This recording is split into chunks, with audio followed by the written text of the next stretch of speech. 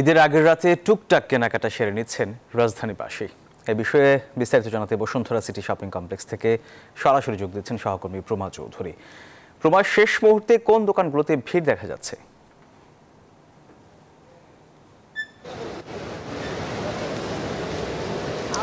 সোহাগ, এই মুহূর্তে আমি আছি বসুন্ধরা সিটি কমপ্লেক্সে এবং এখানে বিকেলের পর থেকে ভিড়টা একটু বেশি দেখতে পেরেছি আমি।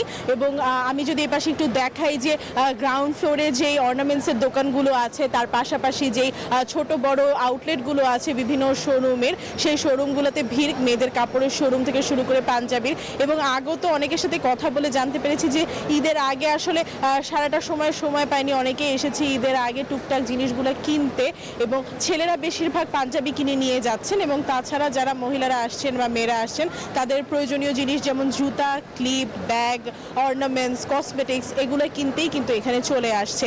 আবার দোকানিরা জানাচ্ছেন যে এবার বিক্রি বাট্টা ভালো হয়েছে এবং শেষ দিনে তারা ভোর 4টা পর্যন্ত মার্কেট খোলা রাখবে।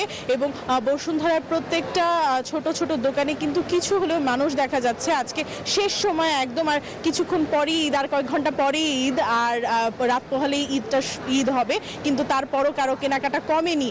আর বসুন্ধরা সিটির যারা দোকানিরা আছে তারা বলছেন যে এই সময়টায় সবচেয়ে বেশি বিক্রি যেগুলো হয় সেগুলো হচ্ছে মেয়েদের ছোটোখাটো আইটেম এবং ছেলেদের পাঞ্জাবি।